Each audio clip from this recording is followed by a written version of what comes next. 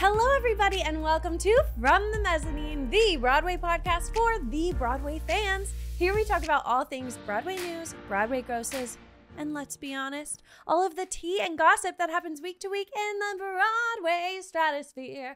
I am your host, Lindsay Stone. This episode, we have so much to talk about. This has been such a busy week in Broadway news. News story after news story after news story coming out one after another. And I'm so excited to talk about some of these topics. I'm dreading talking about others, but nevertheless, we're going to do a little bit of Broadway News Rapid Fire in this episode where we're covering it all. Literally everything that came out, well, everything that piques our interest, we are discussing on From the Mezzanine this week. But before we get to the Broadway news, we are going to talk about the musical that I saw this week, which is Moulin Rouge. I've lost count of how many times I've seen this musical. If I could guess, I believe this was probably my 11th time seeing it. And if that's the case, then it is my most seen musical. I saw Gutenberg 6 times. I've seen The Outsiders 9. Because have I seen The Outsiders more than once this year? No, I haven't. I've only seen The Outsiders once this year. So yeah, okay. Gutenberg 6, Outsiders 9, Moulin Rouge, I know, this could be 10th or 11th, which is kind of wild to me, but it just it restores my soul in a way that no other show does. I love Moulin Rouge for so many reasons, but primarily it's honestly the aesthetic of this musical. Visually, it is the best musical on Broadway in terms of the set, the choreography, the costuming. Visually, it is the best musical on Broadway, and I stand by that. And it's interesting because the first 6 times that I saw it, I was seeing it exclusively for Aaron Tveit. So I feel like I never have even seen the whole of this musical. Literally, when Aaron Tveit was on, our eyes would just be on him the entire time. In all of the group numbers, like Bad Backstage Romance, for example. Once Aaron Tveit's on that stage, we're just looking at him and we're not looking at the ensemble members, the choreography. I probably have only seen the Roxanne choreography 3 times out of the 10 times I have seen Moulin Rouge, because usually I am so clocked in to Aaron Tveit singing to me specifically, of course. So it was refreshing to kind of watch the musical as this whole unit this go round. And I feel like that sounds crazy that I've seen it so many times, but I'm only just realizing the marvel that it is in terms of the set and the choreography. But that's kind of what we always joked. The first time we saw it without Aaron Tveit as Christian, we were like, it's going to be nice to get to actually see the production now. So anyways, in the cast, we had the full current cast. We had John Cardoza, who I saw twice on the national tour as Christian. We have Solea Pfeiffer, who many know and love from Hadestown. And we have Andy Carl, who we know from Legally Blonde. I recently saw him in Teeth playing the pastor, and I was obsessed with him. So I thought he was going to be an amazing Duke. And he was. We also have Pepe Munoz in the role of Santiago. So those are all of the current cast, newcomers that are all new to me to see. And I got to break it down with you guys. So to my surprise, and this is going to be a shock to probably most of you, and I don't want to discredit the cast, but the energy of Act 1 from the lead cast members was very lacking. And let me elaborate. So Solea comes down as our sparkling diamond for Diamonds Are Forever. And I was over the moon to see Solea and John together. But I'm going to be honest. When they are building the foundation of their relationship that you're supposed to continue rooting for the rest of the musical, because love wins overall, and no matter what they're faced with, this evil Duke who wants to control her and control the production, whatever they're faced with, their love overcomes all. And in Act 1, it just felt like that foundation was not built. It was a little unbelievable that they were falling in love. And I'm going to tell you why I think that was. So Solea is playing the role of Satine in an extremely mature manner, which I think could potentially be appropriate for this role, but I've never seen it played in this way before. So we learn that Satine has had a very hard life. She was turning tricks at 13, Lautrec tells us. So it makes sense for her to be this very mature figure who doesn't take any shit and is not going to put up with anything and is going to try to control the situations that she is in, and she's not going to let love get in the way. And I think Solea just played the role that is supposed to be the ingenue of the musical so seriously. And her opposite, her opposing counterpart, was John Cardoza, who plays the role of Christian in a beautifully naive way. And he's so just, his heart is just struck whenever he looks at Satine, and he's just like a little puppy dog. He's in love. And the pairing of the way that these two are playing their roles, for me and my experience, it wasn't believable that they were a match, because you have two opposites. You have this strong woman, and she is owning that she is the lead of this production, the lead at the Moulin Rouge. And then you have this very scrappy young composer who falls in love with her. And like the power dynamic, the pairing of these two, the matching of their personalities, it was just, they were so different that it was hard to believe that they would be in love. And I've never felt that way about a Christian and Satine duo before, ever. And so for that reason, Act 1, it was a little hard as an audience member to believe in their love story. But then Act 2, where they just kick it off hot and heavy and they're already in love, they're hiding their relationship from the Duke and kind of the rest of the cast, even though they all know that they're obviously together. In Act 2, it totally picked back up, and their relationship was wonderful, and I believed it, and their chemistry was much better in Act 2. But the laying of the foundation of how these two initially fell in love, like for example, like in the Elephant Love medley, when Christian's fighting for her and she's supposed to give him a little something. She's supposed to be like, oh, I shouldn't, but oh, I want to. And I wasn't feeling that from Solea.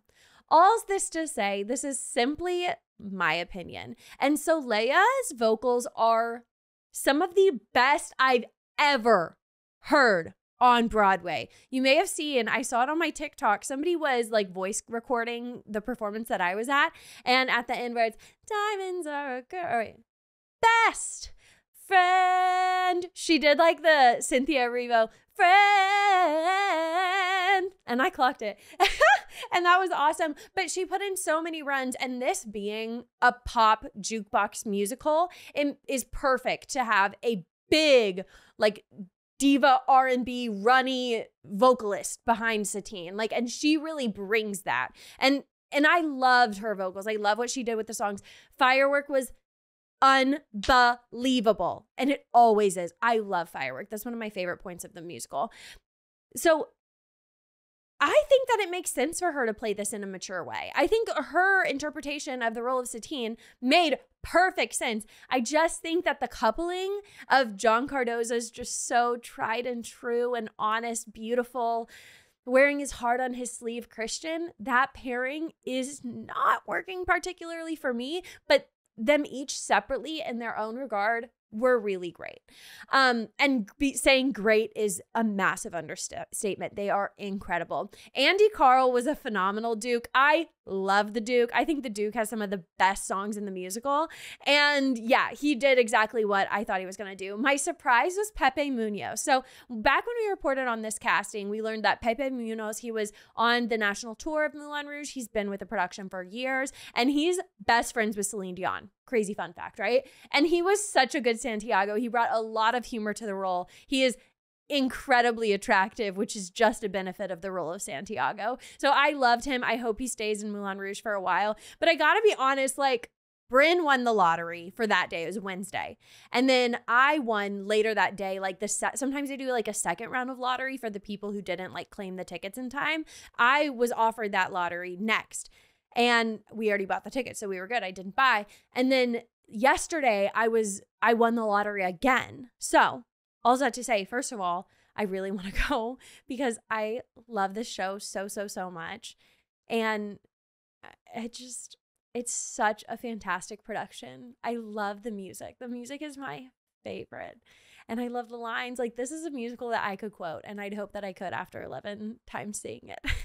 But also, I do think that they're struggling. And I firsthand saw what it looked like in that audience. Granted, it was a Wednesday night at 8 p.m. and they had a matinee that day. And it's February. Well, I saw it in February. Now it's March. But it's not a good time for Broadway right now. This is kind of a dead moment. It'll pick back up come spring break and summer for sure. But this is the lowest point of sales for Broadway. So all that being said, there were a lot of empty seats. We did the lucky seat lottery and our seats were incredible. But right in front of us, there was a block of 4 seats that were unsold. And in the orchestra on the aisle, there were at least like 10 that were empty. So I know it's hard to believe, but it is not doing super well right now. And as I reported last week, there are rumors that Jordan Fisher is closing out the production of Moulin Rouge.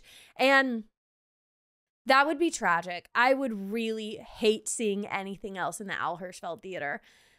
That would be so hard for me. Yeah, that would be really hard. I don't want to jinx it.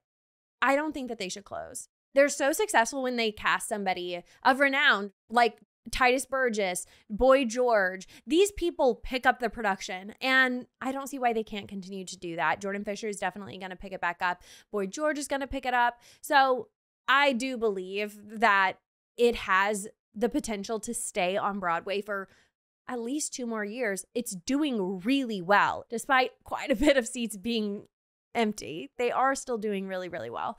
So I don't know. It would break my heart if this production closed, and I don't think it's the right time. But I witnessed firsthand, it is a little empty. And we'll see in our Broadway grosses what the capacity was for the week prior. So I'm interested to see that. But all that being said, I do have to say a little something. Oh my God. Okay, so the audience at Moulin Rouge was ridiculous. And that is typical for these touristy shows. People sometimes overdrink. They don't have the respect for the theater that I would hope most people have. And they don't know how to behave. It was insane, you guys. So many people on their phones, not even phones ringing anymore, just on their phones, just scrolling. So many people getting up in the middle of a song, in the middle of an act. That grinds my gears to no end, because when you get up, you are disrupting the experience for everybody behind you, not just the people in your row that you're making get up, but no, everybody behind you. It was ridiculous. We were like 2 songs into the second act, and the girls next to us got up to leave. I'm like, we just had intermission. Why didn't you leave then? Insane. This couple in front of us, they were older, and they were just like I said, there were 4 seats in front of us that were empty. They would just move the seats in the middle of the show, just like sit to the next one, then move back together. And one lady was just scrolling on her phone. And when she would pull out her phone, her husband would look all the way over at her and like try to figure out what she was doing. This woman and her man were trying to figure out where their seat was. It was in the middle of Backstage Romance, which is the best part of the entire musical. And they were like, there was an usher that came out to try and find their seats. And then they come out and try to find their seats. They go into the middle of the row. They make in the middle of Backstage Romance. They make everybody stand up. And when they finally get to the 2 available seats in the middle of the row, they point and they're like, oh wait, those are our seats back there. So then they proceed to get back out of the row, come up a couple of rows, and then make everybody get up on that row and go and sit down. And then once they're sitting down, they're talking and discussing what just happened. It's like, there is a musical happening. Have you any respect for the actors on stage and the people around you who paid so much money to be here? It's so ridiculous. I cannot imagine being one of those people. And I am getting to a point where I don't want to cause more disruption. I don't.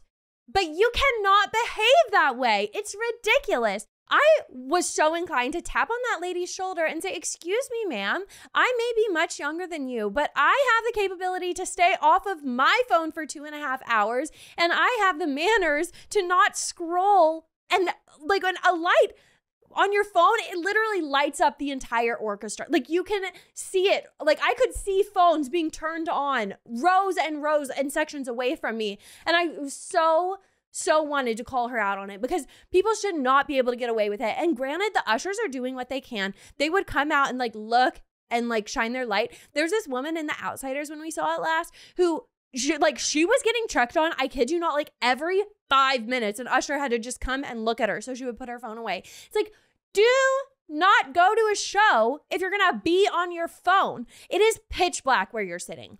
Pitch black. Imagine opening your bright phone. I cannot imagine. So I don't know. We all need to get together and figure out what we're going to do about this because it is getting so out of hand. And if I could have it my way, this is what I would want all theaters to adopt this practice. When you go to see a show, oftentimes when there's like nudity, I don't know when else they do this, but they will lock away your phone in a little baggie in front of your seat. And it is locked there and you cannot get on it. Now, that could be an issue because imagine a phone goes off. It's going to take so much longer for somebody to be able to like unlock the bag, get in there and turn off the phone. I would prefer that. And maybe you have to fully turn off your phone, show it to the person, put it in the bag and zip it. I would prefer that over having my phone at intermission. For sure. I don't need my phone at intermission. I would also prefer it. I love taking videos of bows and posting that. That's great content. I would prefer that everybody adopt this policy of putting your phone up in order to just reduce the distractions in a show. It has gotten to a point, and it is exponentially worse at tourist shows. When we saw Back to the Future, it almost makes it not worth going to a touristy show, even if you love it, because so many people are talking, so many people are on their phones. And when I am at a musical, I want to just shut the entire world out and dive into this world that they are playing on stage. Like, that is the fun of it. Why would you ever want to be on your phone? You're missing so much and you spent so much to be there. It's absurd. So literally, this is my plea to all the theaters. We will not be mad at you if you lock away our phones. Please, I beg of you, lock away our phones. Lock away mine. Take mine first. I don't need it. I don't want it. So anyways, I think I'm going to make a YouTube video because I'm so frustrated about this. And I'm going to do like the top 3 do's and don'ts of seeing a Broadway show. And that's going to be my number 1. Turn your phone off. Not on vibrate. Off. So many phones, like whenever they're on vibrate, they'll still do like the flashlight will like flash. I've seen it so many times in the theaters. And I've heard so many actors say that it is insanely distracting to see people on their phones in the audience. And of course it is. When it's pitch black in the audience and then you just see a bright light. Oh, it's irritating. I will say too, this will be in my do's and don'ts. You know the song at the musical? Don't sing. We did not pay to hear you sing over a Tony winner. Okay, I need to make this video for sure because it's just spilling out of me. But all that to say, did not ruin my experience. In the moment, I'm like so heated and there's smoke coming out of my ears. I'm so mad. But after the fact, you forget about it. But yeah, just my little 2 cents on the matter. But Moulin Rouge is honestly just as good as ever. I love it so much. The music holds up. The story holds up. It is incredible. Let me take a moment to see if I think of anything else I need to say. Oh, I need to talk about John Cardoza's Roxanne for a second. So first of all, I want to tell you all about my journey with John Cardoza. Basically, I saw him for the first time on Moulin Rouge's national tour in Dallas, Texas. It was before I moved to New York. And we were seeing it on the last day that they were in Dallas. We saw the matinee. And we had pretty mid tickets, not great. And that theater sucked. So, in his Roxanne, I felt things that I never felt while watching Roxanne before, which is crazy because I had already seen it like 6 times with Aaron Tveit. And I was like, oh, I didn't know I could feel anything new from this musical, which is silly because I feel something new every time I see a musical. But his Roxanne was insane. And I was like, I need to see that closer up. So after the show, we went to the box office and we were like, any tickets for tonight? And they gave us tickets for the 4th row. And my sister works in a school, and so we got like a teacher's discount. It was amazing. And we were so close. And his Roxanne is just wild. He opted up. I love you. And when he is like, before he goes like, just don't deceive me, he like hits his head like he's trying to like hit the memory of Satine out of his head. He does it so unhinged and heartbroken that it is deadly. Like as an audience member, it hits you in the heart. It's so good. And then another moment that I loved that I hadn't seen before in this musical was after Roxanne, whenever Christian goes to the Duke's house to take Satine away, and Satine has to say, I feel nothing for you. You are nothing. I loved what Solea did at that moment. She grabbed his face, and when she says, you are nothing, she looked like she wanted to kiss him so bad. And you could feel, like, that's when their chemistry was, like, palpable. And she goes, nothing, and grabs his face, and then turns away from him. And it was just beautiful. I loved that moment. I was like, okay, Solea. Okay, I'm on board with you. So yeah, loved those 2 little tidbit moments of this musical. I love when you can see something countless times and still it can hit you in new ways. People deliver a line differently. Oh my God, like Andy Carl at the very end of the Duke's, what is it called? The first song the Duke sings, please allow me to introduce myself. I'm going to say the Duke's Lament, but I'm just thinking that because of the Diva's Lament. Anyways, y'all know the song I'm talking about. And at the end where he goes, baby, what's my name? He did it crazy, like a monster. He like, I don't even know what register he pulled it out from, but it was so low. And he's like, baby, what's my name? And it was awesome. I was like, woo! It was crazy.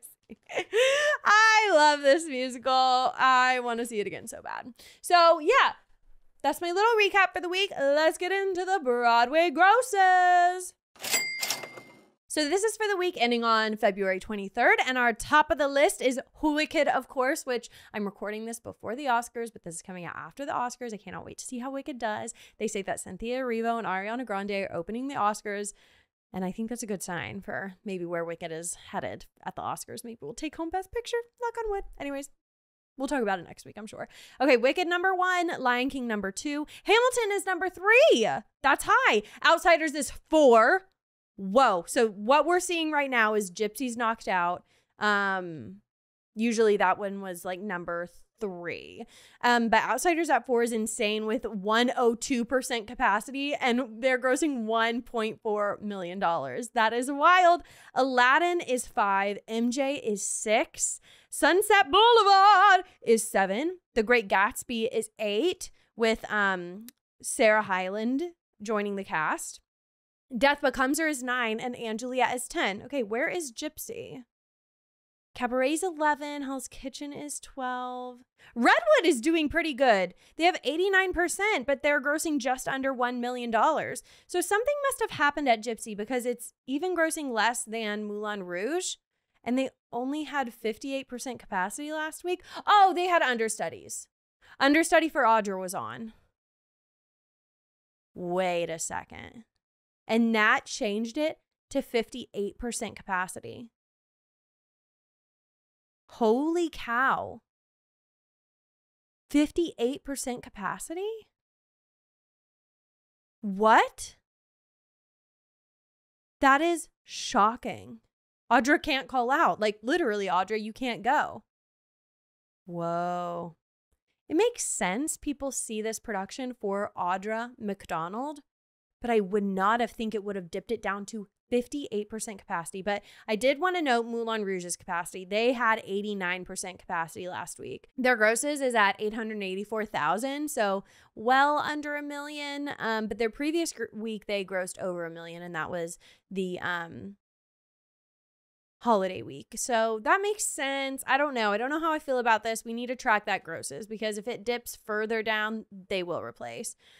But maybe Happy Ending had a 93% capacity. That's sustainable. Our lowest grossing musical, interestingly enough, was Operation Mincemeat. It is, of course, still in previews. That is such a small theater, so I wouldn't look too much into that. And then Hadestown is another one of our lowest grossing, but they had 97% capacity. It's weird on Broadway right now. We're waiting for a lot of things to open, so this list is very, very short of musicals to go through. Okay, I'm so excited for this first news story in today's Broadway News Rapid Fire I have for you. But this first one, not rapid fire. We're sitting here for a minute because we need to chat about it. Heathers the Musical has a home on Broadway, well, off Broadway, at the New World Stages, which is where it first premiered in New York City. Little known fact that I think so many people forget, Heathers was never on Broadway.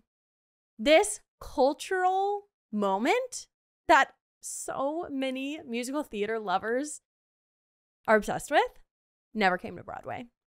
Ryan McCartan as JD, never on Broadway. Barrett Wilbert Weed as Veronica Sawyer, never on Broadway. That's insane. But the impact of this musical like surpasses so many shows that have been on Broadway.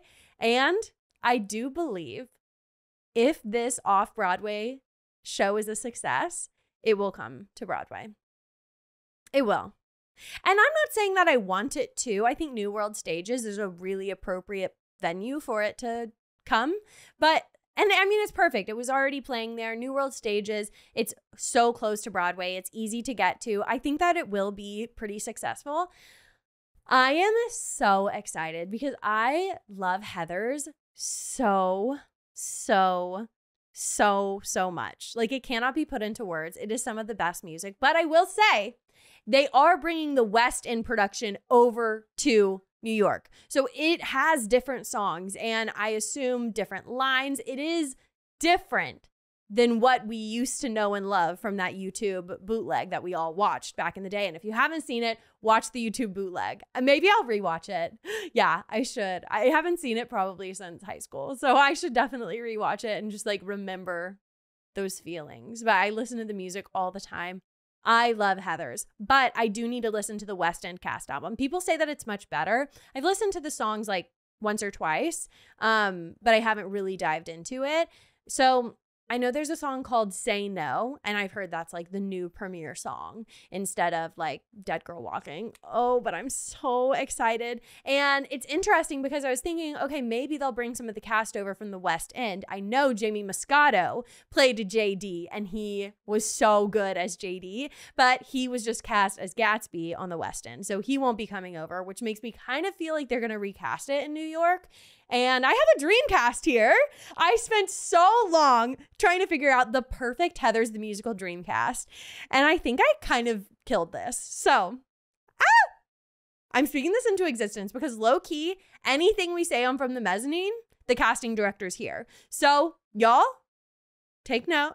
This is what you should do. This is who you should put in Heathers the Musical at New World Stages. So in the role of Veronica Sawyer, we have Lorna Courtney. That's perfect, right?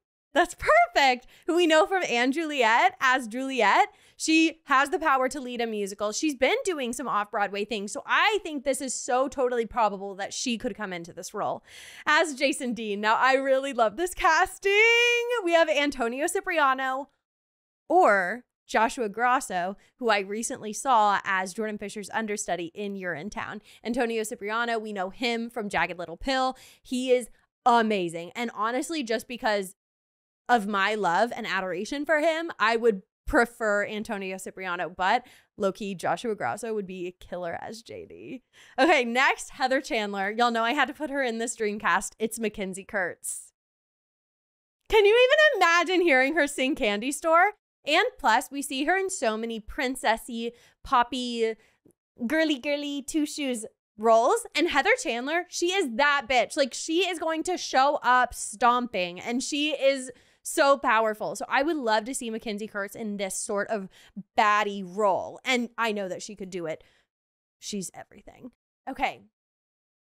In the role of Heather Duke, I am thinking Hilary Fisher. And she was the understudy for Joy Woods in The Notebook, and her vocals are off the chart. I recently saw her at Studio 54. She sang Vampire. If we can put in a clip, I'll add a clip here.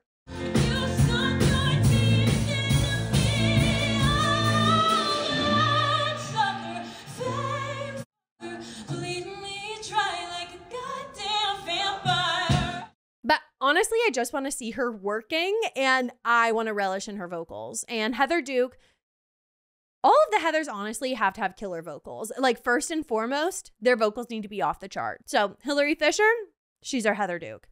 Heather McNamara. Now, Heather McNamara, she's more of like the ditzy, but really sweet Heather that you love the most. And she sings the song Lifeboat. I'm in a tiny night ocean.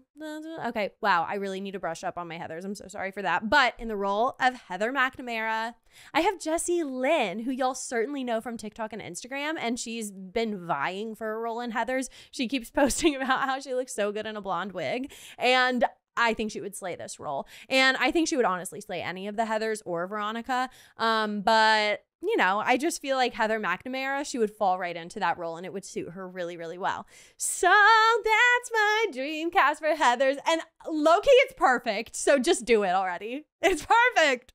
Okay, to stick to the facts of the matter of Heathers the Musical, though, just so we are all well aware of when this is coming and how it is coming, it is going to be arriving at New World Stages on June 22nd. It is set for a limited run through September 28th.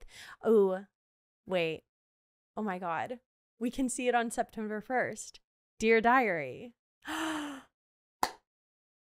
Okay, if you don't know, that's the very first line of the musical. September 1st, Dear Diary.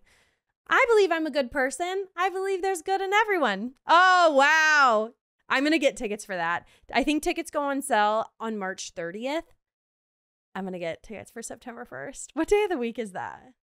That is honestly such a perfect arrival time, and I love that they did that. Oh my God, and it's Labor Day. So it's a Monday that I'll probably have off of work. That is awesome. Okay, I'm going to buy those tickets. Okay, I know I probably just gave everybody that idea, and if you're a Broadway bestie, you are entitled to also be there. But like, don't tell your friends about that because that's genius, and I don't want them to sell out. I want to be able to get some. I wonder if they're going to spike the ticket price on that one random day, but they probably will. Okay, so back on topic, Andy Fickman, he staged the original off-Broadway production and the UK production, and he is set to direct this one as well. So love that. Staying in the same hands, it's going to have that same feel. And it was very successful at the West End. So I just pray, I really hope it's successful over here. I cannot wait. It's going to be a moment when I see this musical. Anyways, so yeah, that's that on Heathers. It's coming. I heard that they cut the Blue Balls song, which makes me really sad. You make my balls so blue. Is that really not in it? I love that song. It's so funny. I need to hear Antonio Cipriano sing Dead Girl Walking and 17. Can we be 17? He's perfect for JD. Veronica, open the door, please. Veronica, open the door. Oh, man. And Lorna would kill it. She's just such a good leading lady. And she's so talented. And she would get to be dark too, because Veronica has such a dark side. So you would also get to see her pull that side out. And then Mackenzie Kurtz is just Heather Chandler. I think that will happen unless she finds something on Broadway. And it's always interesting when you cast these musicals, because people, of course, who have been on Broadway will go and do off-Broadway, but I feel like it needs to be at a particular time in their career. And I feel like this cast that I set up, they're all good to like take a moment and go off-Broadway. Plus, Heather's is going to be a hit. It's already got such name recognition, and people are going to, like, especially young people are going to be obsessed with it. So we need a young, fresh, cool cast. And I think I just delivered that for you guys. So cast it. You're welcome. You're welcome, casting directors. Look no further. So on to our Broadway News Rapid Fire. We are going to really dive in. Speaking of New World Stages, Drag the Musical has set their closing date. Now, it's my understanding that they had extended, and now they've just bumped their extension a little bit sooner than it was. And so now the off-Broadway musical Drag is going to have its final performance on April 27th. So you have plenty of time to go and see it. I really could not recommend this show enough. It is such a beautiful show for so many reasons. And when you leave the theater, you just feel so fulfilled and happy and joyous. And like you just saw an amazing show with an amazing cast. And you just feel better. You feel better after seeing Drag the Musical. So I cannot recommend it enough. At the time of its closing, it will have played 215 performances. That is a success. But guess what? It's not the end of Drag. Drag is headed over to London after this. So I think London's going to love it. I don't know how anybody could not love Drag. I think it's just such a joyous musical, and it was so unexpected. I thought it was going to be so different. I thought it was going to be raunchy and crass in the best way possible, but it had so much heart, and it exposed me to new queens that I didn't know before, and now I'm obsessed with, like Laguna Blue. It's amazing, and I wonder if like Alaska's gonna go over to the West End. Surely, I think that they would. And then I bet a good amount of the cast, like any excuse to go over to London, honestly, like they should all go. It'd be so fun. Okay, next news story. Cole Escala is returning to Oh Mary to close it out. This is the most obvious piece of news ever. Back when we reported that it was closing and Titus Burgess was joining the cast, I was like, they're gonna close it with Cole. Cole's coming back. There's no question. This show is built on the back of Cole Escala, and it's got to go out with them. Like, they are the success of Oh Mary, and it has continued to be a success. And I think Titus Burgess is going to bring a ton of people back in, myself included. But Cole Escala is the reason that this show is so renowned and everybody's obsessed with it. So it's only right for not only Cole, but the entire OBC is going to be rejoining the cast. Some have departed, and they're all going to come back to finish out the run. And now, although they might extend, but I don't think they will. They've extended and extended and extended. I think this is it. The whole cast is going to be closing out the show on June 28th, which is such a perfect time to close your production because it's post Tonys, and basically they're going to be successful at the Tonys. There's no question, knock on wood, but I really think that they're going to be successful. I bet that they're going to win Best New Play. And so then they're going to have that rush right after the Tonys, and they're going to go out on the greatest high with the OBC and with all of the accolades that they win at the Tonys. So it's perfect. Just a reminder for you guys, Betty Gilpin will be starring as Mary through March 16th, so they're leaving very soon. Titus Burgess will be joining the cast March 18th to April 6th. 3 weeks, literally no time. I'm going to have to figure out how the hell I can rush it because I need to be there. I have to see Titus Burgess in this role. I think that will cure something in me. I'm not sure what, but I need it. Honestly, I never saw him perform in Moulin Rouge, and I was really sad about that, but this is much more perfect. That's why what I always think when I miss somebody that I really love in a musical, I'm like, They're going to come back. Like nobody is a one and done. Like I really feel like you come to Broadway, you catch that bug and you want to keep performing on a Broadway stage. Who wouldn't? So yeah, I'm happy that I waited it out and will do everything I can to see Titus Burgess in Oh Mary, because I think it's going to be amazing. But yeah, no shock to anybody. Cole Eskel is headed back to the cast, and you got to catch it before June 28th, before Oh Mary, Mary Todd Lincoln says goodbye. Okay, this is interesting. So we learned this week that Sia, the creator, I'm gonna swing from the chandelier. No, that isn't an original song from Moulin Rouge. That is a song by Sia, the woman who always wears a wig and you never see her face. Well, she is developing a musical. She's doing the music for this new musical called Saturday Church that is based off of a film. I'm going to tell y'all what it's about. So Saturday Church tells the story of Ulysses, a New York City kid devoted to his aunt's church until the chance encounter on the subway introduces him to Saturday Church, a haven for LGBTQ plus youth. Amazing. I'm excited about this. I don't know about Sia writing music for a musical, honestly. Her lyrics are very descriptive and very, very unique. So there's a world in which I could see this being great. It's kind of random. I feel like sometimes the most random artists can write a musical and then it just pops off in a way nobody would expect. And I could see this happening for Sia. Like Kinky Boots comes to mind. What's the singer's name who wrote Kinky Boots? Cyndi Lauper. I could picture her because of all those commercials she's in, but I couldn't remember her name. Like Cyndi Lauper, she wrote the music for Kinky Boots, and that was a huge hit. Whereas Elton John, I mean, he writes a tremendous amount of shows, and some are hits, some are not. But some are the biggest hits we've ever had, Lion King. And then who else is so random? Like Jamestown Revival is kind of random for The Outsiders. Absolute hit. Avett Brothers for Swept Away in recent times. So, like these really random artists can step into the Broadway atmosphere and they can either just pop off and do incredibly or kind of fall to the wayside. But I could see a world in which Sia is amazing. And this sounds like a very intriguing musical. It's going to be premiering at the New York Theater Workshop, and performances will begin this fall. So we don't know if Sia is using her own music or if she is writing original music for Saturday Church. But since it's a film that's already developed, she's going to be writing original music. Like, how is her music she's already written going to fit in perfectly to this film? She's writing original music. I feel like I just answered that question for them. Okay, our next news story. Now, this is going to be a bit of a breakdown because it's about something that I have not covered on From the Mezzanine, because honestly, I haven't felt like I know enough about the topic, but I've researched. I'm still not going to claim to know everything there is to know about this, but I've avoided it long enough, and it's getting to a point where we absolutely have to talk about it. So it is that Finn, the musical that was originally set to begin performances at the Kennedy Center, has now canceled their performances, and they will be doing a one-night-only performance at the Town Hall here in New York City. And the reason for that is all of, can't call it drama, all of the shit happening at the Kennedy Center.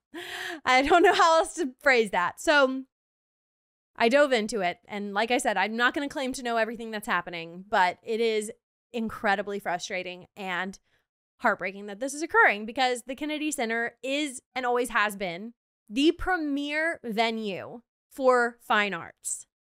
And here's what's happening. So Trump announced a massive overhaul of the Kennedy Center, including terminating multiple board members, including the chairman, the president, and following those terminations, many others have resigned from the Kennedy Center because Trump has inserted himself and named himself chairman of the Kennedy Center. Trump wrote in a statement on his social media platform, quote, "This will stop. The Kennedy Center is an American jewel and must reflect the brightest stars on its stage from all across our nation. For the Kennedy Center, the best is yet to come." So that's disappointing for a number of reasons, because now many, many people who are set to perform have canceled because they do not believe in the direction that the Kennedy Center is moving in with Trump as its chairman. Shonda Rhimes was a member of the board, and she has stepped down. Shonda Rhimes is the creator of Grey's Anatomy and Bridgerton. She's no longer on the board. Ben Folds, a musician who is the artistic advisor for the National Symphony Orchestra, who performs at the Kennedy Center. He has also stepped down. Issa Rae. I love Issa Rae. She's an amazing actress, comedian, performer, and she has canceled her performances at the Kennedy Center. So this is just so disappointing for a number of reasons. I cannot believe that politics are infringing on fine arts. And it's so clearly because the arts are, and historically, are just such a liberal space. And they want control. So it's really, really disappointing. So now the production that was supposed to go on, it's called Finn, and it follows, I'll tell you what it's about. And this is the reason that it's leaving and has canceled performances is because of the plot. It is left-leaning, I guess you could say. I don't know. It's just like, it's a really beautiful show. And it doesn't fit their non-woke mold. As they say, like they want the Kennedy Center to not be woke anymore. They're disappointed that drag queens perform at the Kennedy Center. They're disappointed in the caliber of shows that perform at the Kennedy Center. They're being like Donald Trump is disappointed with that. So Kennedy Center is not going to look like what it used to look like, which is honestly an American tragedy. It truly is. I wish now that I saw Schmigadoon when I had the chance to go and see it there, because I'm not going to be going to the Kennedy Center anytime soon now, which is disappointing. And Legally Blonde is coming in June to the Kennedy Center, and I wanted to go so bad. But, you know, those things might cancel now. We'll just see. It's a matter of time. So here's what's happening. So Finn is a children's musical, and it follows Finn, who has never felt like he fits in with the other sharks in the pack. Everyone else is so aggressive, stoic, and gray. When a chance encounter introduces him to the expressive world of the coral reef, a world filled with song, dance, and color, Finn discovers that he might just be a fish at heart. Commissioned by the Kennedy Center, Finn premiered in 2024 to rave reviews, reaching over 4,000 students and 6,000 members of the public. So this was a very successful show. But it's not going to the Kennedy Center anymore, which, you know, I hope that I'll be able to see it at Town Hall. I love the Town Hall. It's a great, great venue, but now it's just going to be for one night only, and it's going to benefit the Entertainment Community Fund and raise funds, and the cast is absolutely crazy. We have Andrew Rannells, Kelly O'Hara, Leah Salonga, Bonnie Milligan, Jesse Mueller, Nikki M. James, and others. So the cast is crazy. I want to see it so bad, especially if the proceeds go to the Entertainment Community Fund, a very, very worthy organization. The musical is going to be presented on March 17th at 8 p.m. So I hope I get to go. I'd love to support this. I'm very excited for this production. I'm happy that they made the decision to not perform at the Kennedy Center, even though it sucks because this is obviously a show that many people would benefit from seeing, children in particular, and now they're not going to have access to that show, and that's really disappointing. But, you know, we have to like look onward. It almost makes me emotional. It's just like, ugh, don't touch fine arts. Don't do it. This is our space. Anyways, I'm going to collect myself. Okay, with that, our next news story in this game of Broadway News Rapid Fire we're playing today is another game. The Hunger Games is in development for a play that is going to premiere at the West End. I am so excited for this. The Hunger Games 1 is just such an awesome movie. I love the themes. I love the action. It's great. And it's going to be a play. And the most interesting part about this show that's in development is that they are building a brand new theater on London's Canary Wharf for this play. Mind blown. Like, they have taken it a step further from like what Cabaret did. They are not only just like going to gut and reno a theater. No, they're building it for this play. It is going to be so sweet. If y'all haven't seen the production, like videos that they've posted, go and watch them because it's mind-blowing. They have people climbing in the rafters. They have so many people doing these flips, and they're in these harnesses, and they have like all people running on the side of the wall. And I can only imagine it is going to be immersive. They're thinking it's going to be theater in the round vibes, but I think it's more than that. I think you're going to be jumping out of your seat. It's going to be a 4D experience with the Hunger Games and with the actors right in front of you. I am so intrigued. Performances begin October 20th, and the new theater is called the Troubadour Canary Wharf Theater, and it's a 1,200 seat theater. So once this is built, hopefully the Hunger Games is a success, but after it eventually leaves, they will have a new theater for the West End. So that is so exciting. More so, I can't wait to see this. I think I'm getting to the point where I'm going to be having regular trips over to the West End. And I love that for me. But there's so much coming up and popping up over there that I need to see desperately. So high on my list. I think I might be going in like June, but I'm not sure. I still want to go in September too. I just want to go all the time. There's so much cool stuff happening over there. Okay, and our last news story in our Broadway News Rapid Fire is that Sunset Boulevard has extended their run and announced their closing date. So now the show will officially end their run on July 13th. It had previously been set for July 6th. And I'm just saying, depending on what Tony Awards that they win, they will most certainly extend. July 13th doesn't quite give enough time for everybody to run and see this show after the Tonys. And I think the Tonys will kind of be their decision maker of should we extend or should we keep our closing. And plus, leading up to the ending of a production, tickets sell like crazy, like they haven't ever previously in the run.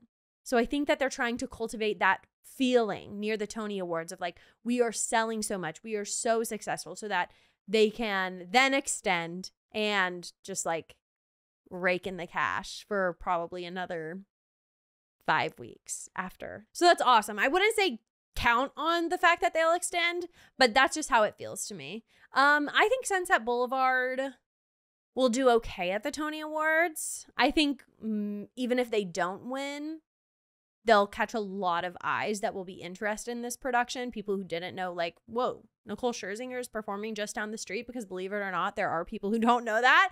And I think the way that they'll likely do some sort of spoof with Sunset Boulevard at the Tonys of like walking around outside of Radio City, it'll be like a viral moment. I can just already see it happening. So either way, they're going to have a ton of great press after the Tony Awards, whether they win or not.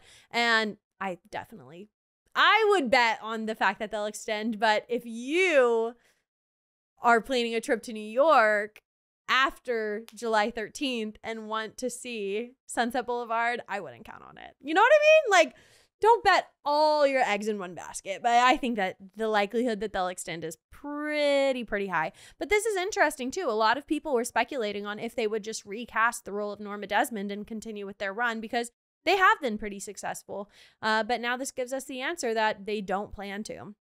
Although they could still change their mind. If the right person was very interested, I think that they potentially would stay on Broadway. I feel like I heard a rumor recently about who that would be, but I don't remember. So maybe it didn't happen. I feel like I would remember that sort of tea.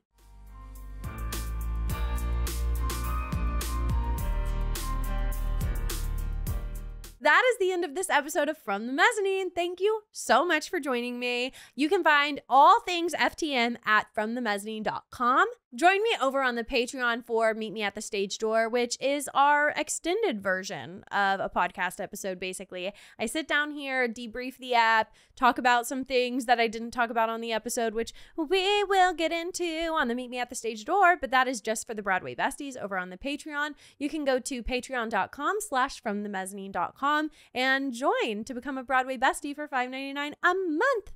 I love my Broadway besties over there. They really are the reason that From the Mezzanine continues on. And I will say I have a very exciting interview coming up soon, not too soon, but soon-ish. And the Broadway besties will be able to submit listener questions for that interview. So if you want to know who the interview is and submit your questions, you can join me over on the Patreon. From the Mezzanine is on Instagram and TikTok at From the Mezzanine Broadway. And that's all I have to report this week. Thank you guys so much again, and I'll see you next Tuesday.